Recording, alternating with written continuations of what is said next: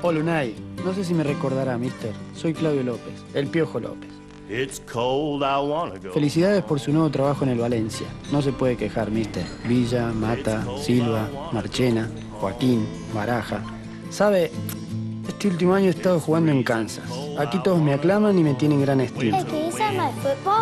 ¿Qué? Pero quiero más. No me puedo olvidar lo que siento por mi Valencia.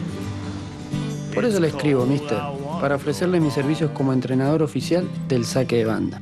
Un buen saque de banda es medio gol. Un buen saque de banda es lo que levanta al hincha de su asiento. Créame, el campeonato no se gana sin un buen saque de banda. Algunos malpensables dirán que hago esto para poder conseguir un trabajo en Valencia. No les crea, mister. Esto no es cierto.